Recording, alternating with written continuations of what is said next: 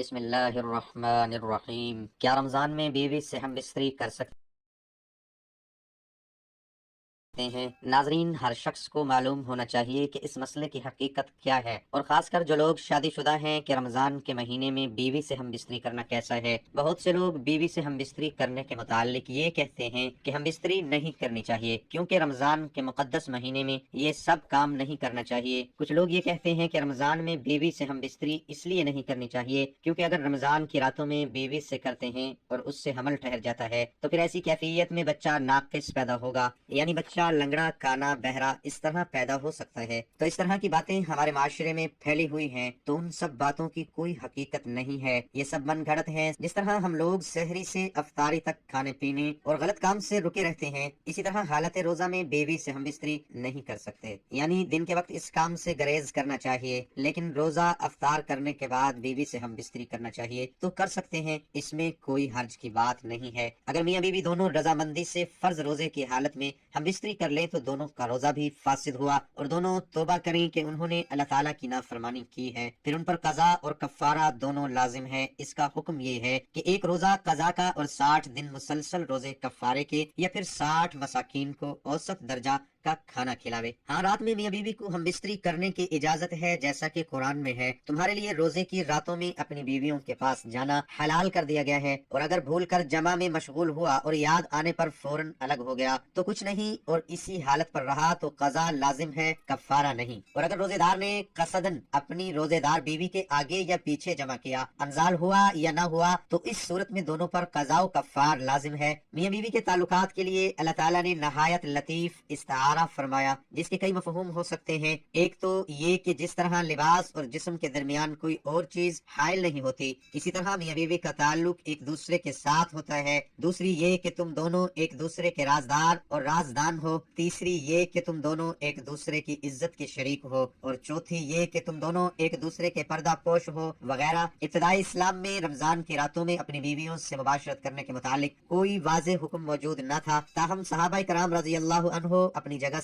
جگہ اسے ناجائز سمجھتے تھے۔ پھر بعض صحابہ رضی اللہ عنہ مکروہ سمجھتے ہوئے بھی اس کام سے باز نہ رہ سکے۔ چنانچہ براء بن عازب رضی اللہ عنہ فرماتے ہیں کہ جب روزے فرض ہوئے تو لوگ سارا مہینہ عورتوں کے پاس نہ جاتے، پھر بعض لوگوں نے چوری چوری یہ کام کر لیا، تب اللہ تعالیٰ نے یہ آیت نازل فرمائی، یعنی مباشرت اس لیے کرنا چاہیے کہ اللہ تعالیٰ نے جو اولاد مقدر فرمائی ہے وہ عطا فرما دے۔ گویا اس آیت سے عزل اور لواطت اور دبر میں جمع کرنے وغیرہ سب باتوں کی ممانعت ثابت ہوتی ہے، اور اگر کوئی شخص رمضان میں دن کو روزے کی حالت میں مباشرت کرے تو اسے اس کا کفارہ ادا کرنا ہوگا۔ عدی بن حاتم کہتے ہیں کہ میں نے رات کو ایک سفید ڈوری اور ایک کالی ڈوری اپنے تکیے کے نیچے رکھ لی، انہیں دیکھتا رہا مگر تمیز نہ ہوئی، کھاتے پیتے رہے۔ جب صبح ہوئی تو نبی اکرم صلی اللہ علیہ وسلم سے عرض کیا، یا رسول اللہ صلی اللہ علیہ وسلم، میں نے اپنے تکیے تلے 2 ڈوریاں رکھ لی تھیں۔ آپ نے مزاحن فرمایا، تمہارا تکیہ تو بہت بڑا ہے، جس کے نیچے صبح کی سفید ڈوری اور رات کی کالی ڈوری آ گئی۔ جو شخص رمضان میں سفر پر نہ ہو اور روزہ رکھ کر دن کے وقت ہم بستری کرے تو اس پر سخت کفارہ لازم ہوگا، جو کہ ایک غلام آزاد کرنا ہے، اور اگر غلام نہ ملے تو 2 ماہ کے مسلسل روزے رکھنے ہیں، اور اگر اس کی بھی طاقت نہ رکھے تو اسے 60 مساکین کو کھانا کھلانا ہوگا۔ اسے اپنے گناہ سے توبہ بھی کرنا ہوگی، اور اس دن کا روزہ بھی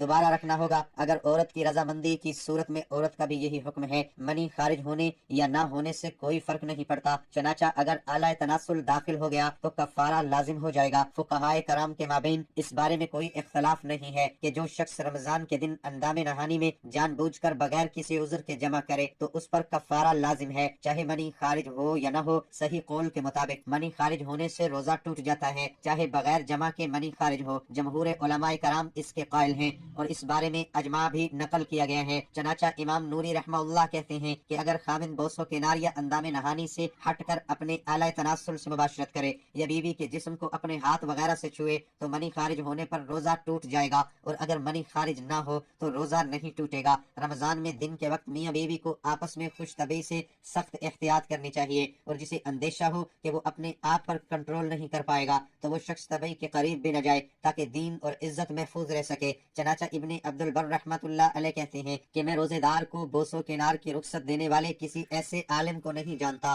جو بوسو کنار کے نتائج سے محفوظ رکھنے کی شرط نہ لگائے लगाता हो। चनाचा जिस शख्स को बोसो किनार के नताइज में मुलव्वस होने का खदशा हो तो उस पर बोसो किनार से भी इज्तनाब करना जरूरी है। जब मियाँ बीवी के दरमियान बोसो किनार और मुबाशरत कपड़ों की रुकावट के बगैर वाक़ हुई हो और दखूल न हुआ हो तो दोनों में से किसी पर भी गुस्ल वाजिब नहीं। लेकिन अगर अंजाल हो गया या मनी मुंतकिल हुई अगरचा खारिज ना हुई तो जिस शख्स ने ये महसूस किया कि मनी उसकी पीठ से उज़ुए तनासिल की तरफ मुंतकिल हो रही है तो उस पर गुस्ल वाजिब है। लेकिन अगर अंजाल भी न हुआ हो और मनी का मुंतकिल होना भी महसूस न करे तो उस पर गुस्ल वाजिब नहीं है। इस शक्ल में इसलिए सिर्फ वुजू करना जरूरी होगा क्योंकि इसने शहवत की हालत में बीवी को छुआ है। अगर रोजे की हालत में बगैर दखूल के अंजाल हो गया तो उसके जिम्मे इस दिन की कज़ा कफारा के बगैर होगी और दखूल हो गया तो दोनों पर गुस्ल वाजिब होगा। अगरचा अंजाल ना भी हुआ और उसके फाल के मुर्तकिब पर इस दिन की कज़ा होगी और ज़हार के कफारे जैसा कफारा होगा जो सूरह मुजादला के शुरू में मज़कूर है। एक गुलाम आजाद करना या 2 माह के लगातार रोजे या 60 मस्कीनों का खाना। अगर रोजे रखने की ताकत ना हो,